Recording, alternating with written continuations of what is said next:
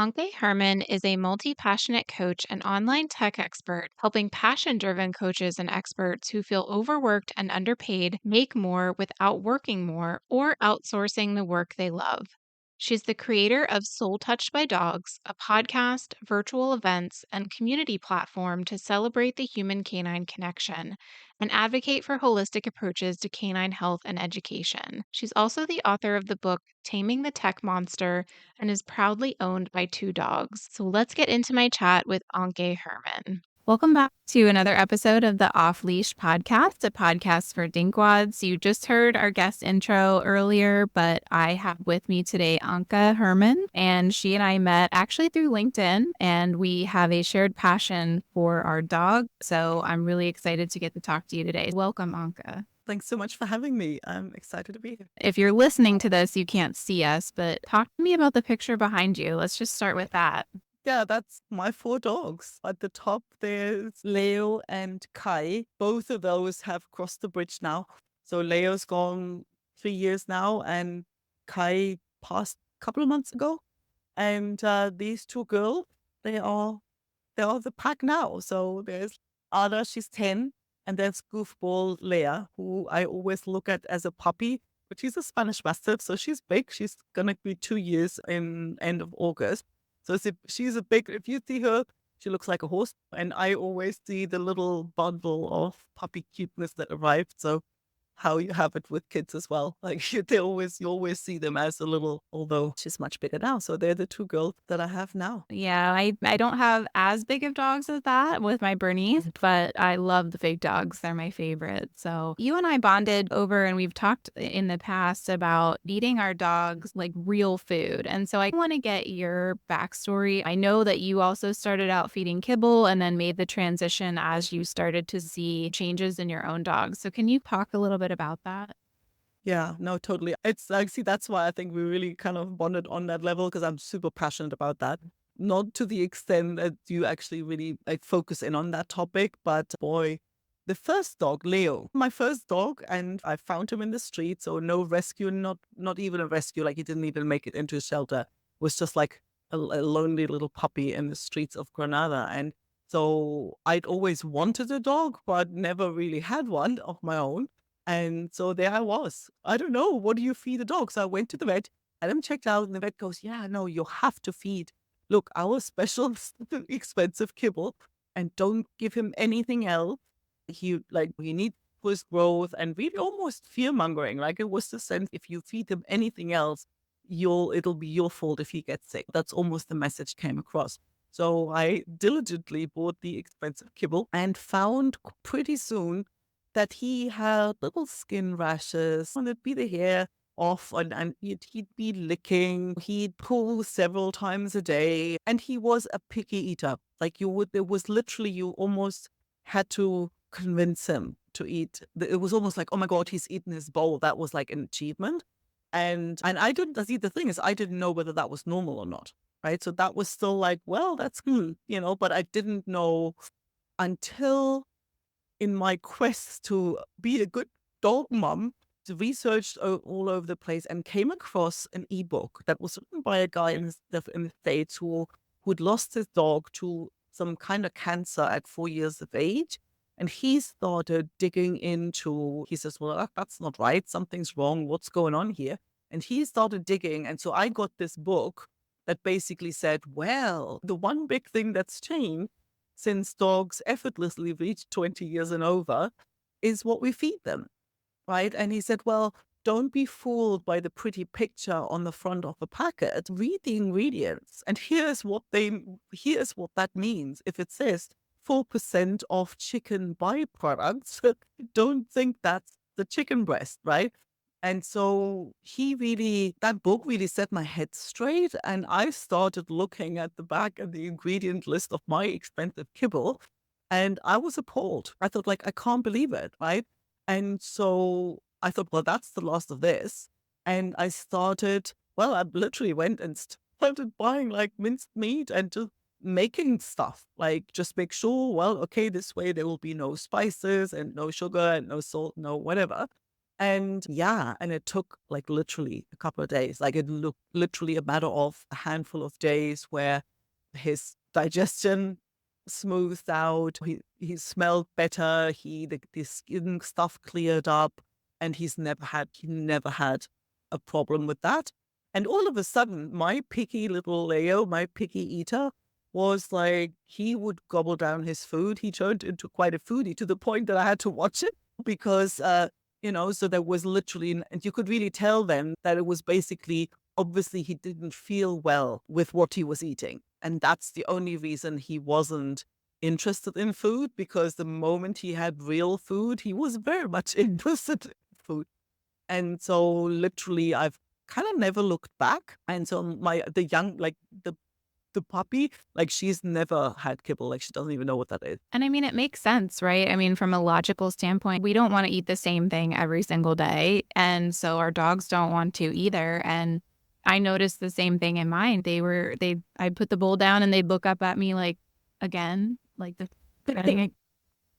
But so once you made that transition, then you obviously kept up veterinary care for your dogs and things. When you went back and then told them that, what was their reaction? What did they say? Oh, well, they didn't really, no, the reaction wasn't, oh my God, I'm interested in what you're feeding, because no, I think there's that, and I've seen that with vets here quite a bit in a lot of different topics. It's like, this is what we've learned and this is what we preach. And if you tell us something different, well, nice for you, but we're not going to change our mind. So I think they probably still recommend kibble. It's just what they know and what they've been told. And I don't know what, vet school, what they get taught, but seems nobody questions that. So you really, and it's one of those things where I think, well, you're kind of on your own with this, because on top of it, the vet will make you feel bad.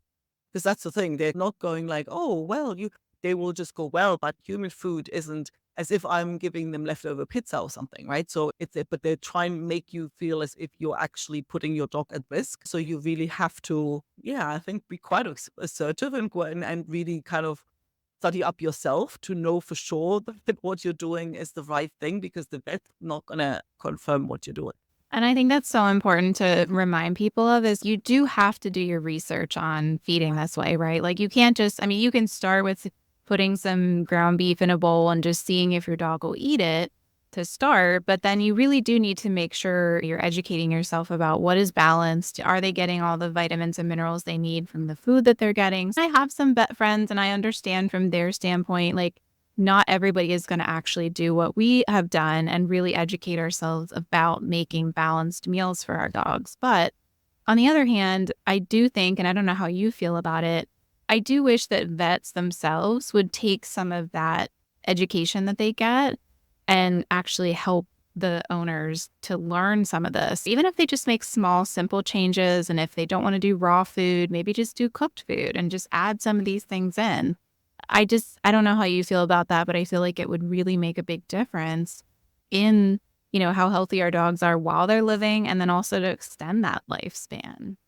I totally agree, because I think the thing is people trust vets, right? For me, it's actually one of those you want to trust them because they're the experts. They've studied this stuff for many years. So I would like to be able to trust them. But then in moments like this, it's like, can I really? So that is a problem. I wish the vet had, even if they have a little leaflet or something, to say, well, hey, if you want to explore more, here are the options. Kibble, whatever, this is what it doesn't do. Here are the options. Here is cooked food. Here's this, here's that. What's better, rather than just prescribing. Here, just feed kibble. I don't know. And also don't change it. The way I'm thinking, well, I don't know whoever thought that this was a good idea.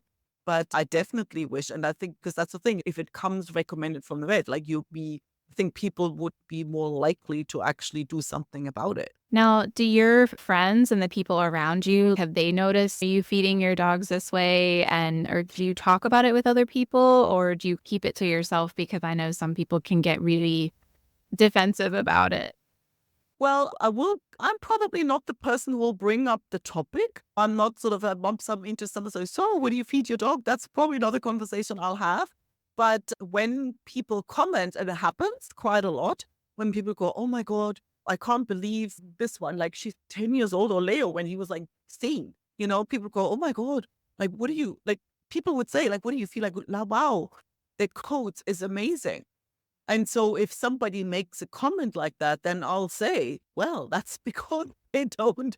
I pay attention to what I feed them, and it's made a massive difference. So I will say that, but I also do get a little frustrated when the common reaction I get is, oh, yeah, good for you, but that's too expensive I can't pay for that, right? And, and I'm always thinking, well, I don't feel like I feel that yes, I pay a lot more for what I feed my dogs, but boy, I pay a lot less on vet costs than anybody else I know, right? So the same people who will tell me that they don't have the money and they can't afford to feed anything better than kibble or the canned food or whatever, they'll be like, oh yeah, no, well, first, the first thing is they'll go, it's like, look, if you're in the area, can you bring these and these treats? So they buy like processed treats, which I'm thinking, well, I don't buy those because it's the same, like that's not something I want my dogs, and they're expensive. So you have money for that.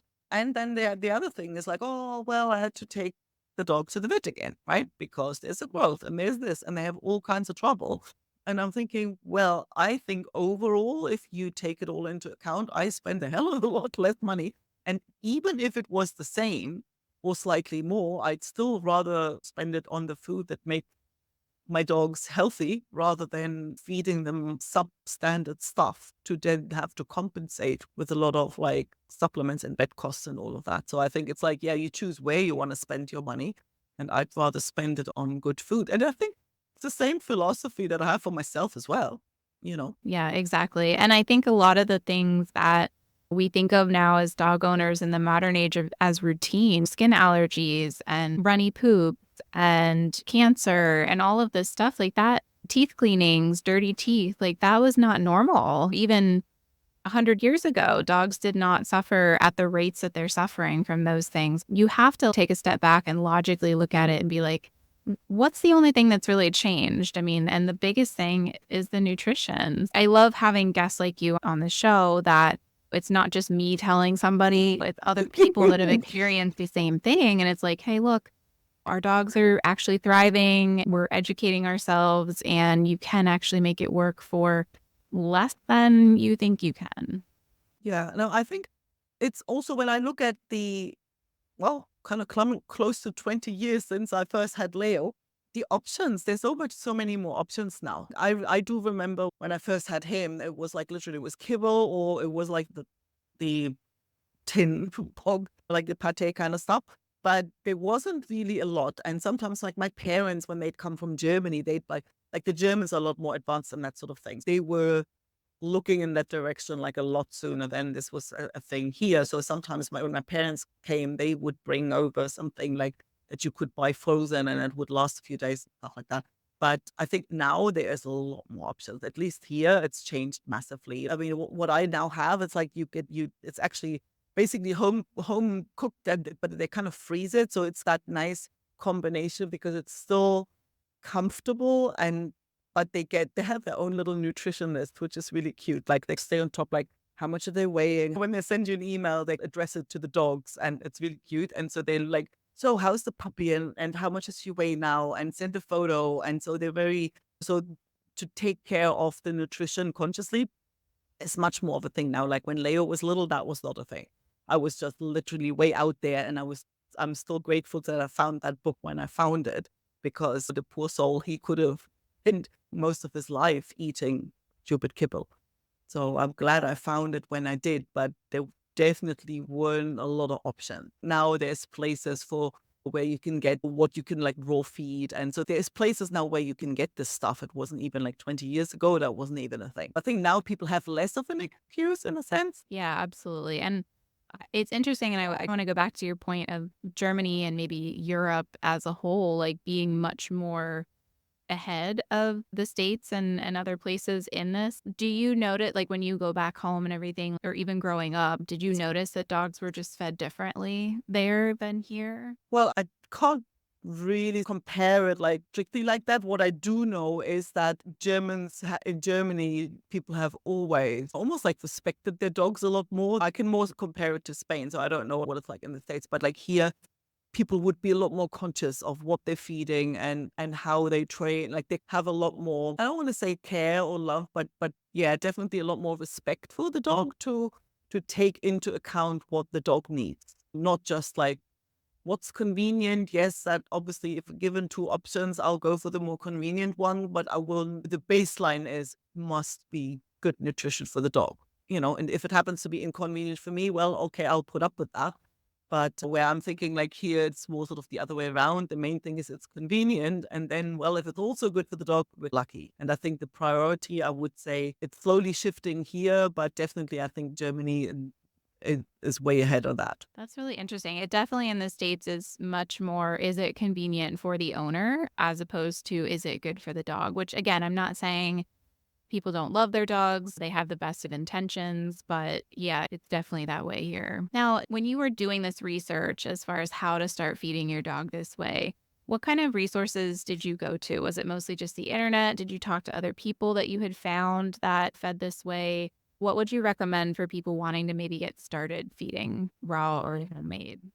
Well, I think when I first started, it was literally like that book that I found by accident. That was my starting point. And he went to quite a bit of like, look, watch out for this and don't do this and go here. And it was then more the internet because there weren't really a lot of people around me who would have, people basically thought I was nuts. I do remember actually walking home one day with my shopping and Leo. And I saw some neighbors sitting there and they go, oh, look, there she goes. And they were literally making jokes like out loud, right? And saying, look, there she goes, you know, there comes the spoiled dog. And they go, well, wait, next thing she's going to feed him virgin olive extra oil. Right? And laughing because I'm like, if you knew that you already get, so they just thought I was crazy. Like they just thought I was crazy, right? I'm thinking, well, there's so many resources.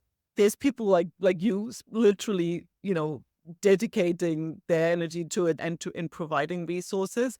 Also in the context of Soul Touched by Dogs, my little passion project, I've had holistic vets on the show and they have quite often have memberships and courses and communities. And I didn't even know holistic vets were a thing when Leo was little, right? So now it seems to be, it feels like I'm meeting more and more. So people are taking a different approach and nutrition is always a big, big chunk of that. So these days you just, well, if you want to inform yourself, join one of these communities and there'll be plenty of resources. And there are people who there's even here now, there's like somebody I know, he's just British, but lives in Spain. And so she has a company where they have like woofy, whatever treats and stuff. So it's all natural and raw feed. And so, well, I could ask her. So if I had a doubt, I can just ask her. And I know that what she sells is definitely natural and organic and what's good for the dog, right? So I think I really feel there's so many resources now that one doesn't have to be sort of flying blind and trying. The poor dogs don't have to be the guinea pigs anymore. Yeah, let's talk about Soul Touched by Dogs. Like, what is it? How did it get started? And what are your, hopes for it for the future? Well, it started out my things tend to start out as a crazy idea. And because I just wanted an outlet for my love for dogs, really. The bigger mission behind it was that I so often, when you kind of go out and about with a dog here, you so often come across where little kids just either screech away from, oh my God, a dog, right? Or they will just come and pounce on the dog. So where I'm thinking, well, does nobody teach you how to approach a dog and how to respect an animal, right? And so the idea of, well, if we leave it in the hands of the parents, then they'll just keep teaching what they've learned and the cycle just continues. And that sense of, boy, there's a narrative that desperately needs changing. And so I was looking for a way my little contribution. And until I decided, well, actually, let me do something about that. And let's just start with the easiest thing that I've got right in front of me that I can do.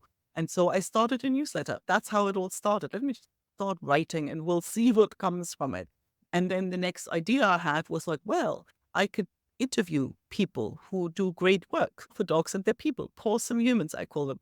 And so I started doing that. And because we were one of them, And then the next piece was, hey, I do podcasts anyway. I could turn this into a podcast, right? So then it was a podcast. And then I thought, well, I could host events. I host events and summits anyway. So I hosted my first summit, and I host regular classes where I basically invite an expert to discuss a topic and answer people's questions.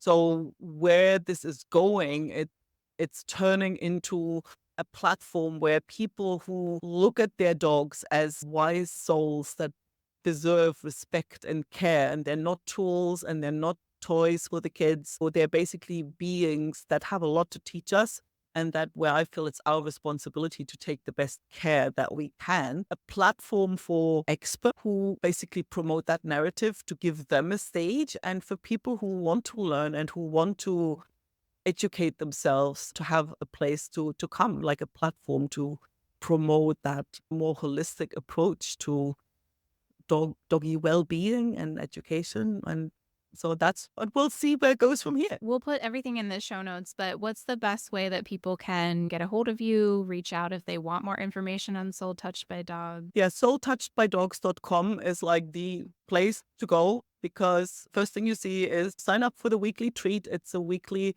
newsletter where I also publish the podcast episode and anything else. So it's a little variety, and you'll also be invited to virtual events and things like that. So that's the best place. There's also links if you want to follow on Instagram. But yeah, basically the newsletter is really the way to go. Well, Anke, thank you so much for coming on today and talking again about this really important topic, and for the work that you're doing on dog welfare in general. It's amazing. You're one of the biggest voices out there for it. I just want to thank you for that. Thank you so much. Thank you so much for having me, and for doing the work you do. Thank you so much for listening. I'm your host, Charlie Dice. If you haven't already, we'd love to have you as a member of our pack. Hit that subscribe button so you never miss an episode, and give us a follow on our YouTube channel to watch the shenanigans and see what we're up to.